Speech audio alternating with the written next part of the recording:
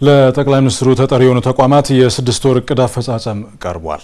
የፌዴራል ምክትል ጠቅላይ ሚኒስትር ተመስገን ጥሩነህ የታዩ አበረታች ውጤቶች ማስቀጠል እንደሚገባ ተናግረዋል።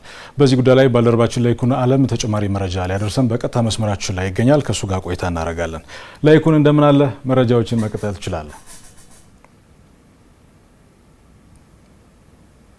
አመሰግናለሁ አስማረ፣ እንደምን ዋልክ? በዛሬው ዕለት ለጠቅላይ ሚኒስትሩ ተጠሪ የሆኑ ተቋማት ናቸው የስድስት ወራት የሪፖርት ግምገማው እየተከናወነው። በዚህም የኢፌዴሪ ምክትል ጠቅላይ ሚኒስትር አቶ ተመስገን ጥሩነህ በተገኙበት ነው የነዚህ ተቋማት የሪፖርትና ያለፉት የስድስት ወራት የስራ አፈጻጸም የታየው። በዚህም ባለፉት ስድስት ወራት ብቻ ሳይሆን ባለፉት የለውጥ ዓመታት የተጀመሩ ስራዎች ባለፉት ስድስት ወራት ደግሞ በበጀት ዓመቱ ይበልጥ ተጠናክረው ምን ያክል ወደፊት እንደመጡ በአጠቃላይ ደግሞ የተገኙ ስኬቶች በቀጣይ ደግሞ ሊስተካከሉ የሚገባቸው ናቸው የታዩት። በዚህም የ14 ተቋማት አጠቃላይ ሪፖርቶችና የተሰሩ ስራዎችም ቀርበዋል።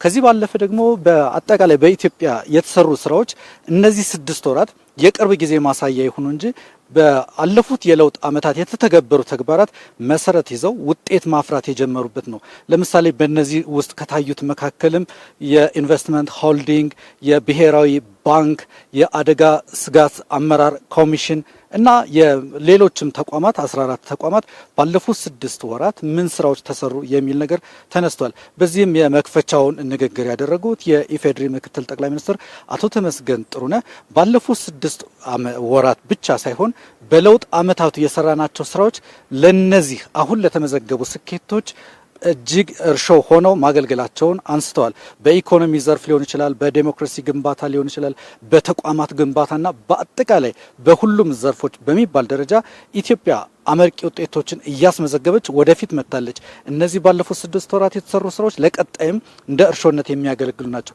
ለምሳሌ በኢኮኖሚ ዘርፍ የኢንፍሌሽኑን የዋጋ ንረቱን ወደ አንድ አሃዝ ማምጣት ባለፉት ስድስት ወራት እየታዩ ናቸው። የታላቁን የህዳሴ ግድብ ማጠናቀቅ፣ የጉባ ፕሮጀክቶችን እንዲሁም ማስተዋወቅና በእነሱም ስራ መጀመር፣ ሌሎቹም በሀገር አቀፍ ደረጃ የታዩ የፕሮጀክቶች አፈጻጸም እነዚህ የስድስት ወራት ውጤቶች ብቻ ሳይሆኑ ካለፉት ዓመታት እየገነባን ያመጣናቸው ናቸው የሚለውን አንስተዋል።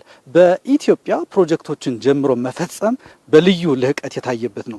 በአገልግሎት አሰጣጥን በተመለከተም የሲቪል ሰርቪስ እንዲሁ በማሻሻያዎች የተሰሩ ስራዎች መሶብ የአንድ ማዕከል አገልግሎትን ጨምሮ በአጠቃላይ የአስተሳሰብ ለውጥ በማምጣት በኩል ሰፋፊ ስራዎች መሰራታቸውን አንስተዋል። በተቋማቱ በኩልም የተሰሩ ከሪፖርቱ በኋላ ያላቸው ሀሳቦች እንዲሁ የተቋማቱ አመራሮች አቅርበዋል። ከተነሱት መካከል በቅርብ ክትትል መተግበራቸው በተለይም ደግሞ ለጠቅላይ ሚኒስትሩ ተጠሪ መሆናቸው በልዩ ትኩረት በልዩ እይታና በልዩ እሳቤ ስራዎች እንዲሰሩ ለማድረግ ሰፊ እድል መፍጠሩን አንስተዋል። ለዚህም አበረታች ውጤት መገኘታቸውን አንስተዋል። በቀጣይ በሚኖሩት የስራ ጊዜያትም እነዚህን በማጠናከር በየዘርፉ የታዩ ክፍተቶችን በመሙላት ለቀጣይ በጀት ዓመቱ ለስድስት ወራቱ ለቀረው ማለት ነው መስራት እንደሚገባ አንስተዋል። እዚህ ላይ የኢፌዴሪ ምክትል ጠቅላይ ሚኒስትር አቶ ተመስገን ጥሩነህ ያነሷቸው 3 ነጥቦች አሉ ታሳቢ ሊሆኑ ይገባቸዋል ያሏቸው። የመጀመሪያው እነዚህ ተቋማት በሚሰሩት ስራዎች በሙሉ ለሌሎቹ ሞዴል መሆን አለባቸው የሚለው አንድ ጉዳይ ነው። ስለዚህም እነዚህ የ14ቱ የተለዩ ተቋማት ለሌሎቹ የመበረታቻ እንዲሆኑ በሞዴልነት ምክንያቱም የቅርብ ክትትል የሚደረግባቸው ናቸው። በሀገሪቱ የፖለቲካና የኢኮኖሚ ተሳትፎ ውስጥ ሰፊ ድርሻ ያላቸው ናቸው። ውጤታቸውም እንዲሁ እንደሚሰጣቸው ትኩረት ሰፊ በመሆኑ ለሌሎች ሞዴል መሆን አለባቸው ብሏል። የታዩ ትኩረት ልዩ የሆኑ አበረታች ውጤቶችም አሉ። ለምሳሌ የኢትዮጵያ ኢንቨስትመንት ሆልዲንግ ከነበረበት በመነሳት አሁን በአፍሪካ ተወዳዳሪ የሆነ ትልቅ ተቋም ሆኖ መገንባት ተችሏል። ይህ አንዱ ከሀገርም ያለፈ ሞዴልነት ሆኖ ተጠቅሷል። የአርቲፊሻል ኢንተለጀንስም እንዲሁ በአፍሪካ ደረጃ ሊጠራ የሚችል በዓለም አቀፍም ደረጃ በልዩ ትኩረት ሊታይ የሚችል ነው። ስለዚህ በሞዴልነት ደረጃ ያሳየናቸው ስኬቶች አሉ። እነዚህም ማጠናከር ያስፈልጋል። የብሔራዊ ባንክ በኩል የተሰሩ ስራዎች የፖሊሲ ባንክ እንደሆነ ይታወቃል።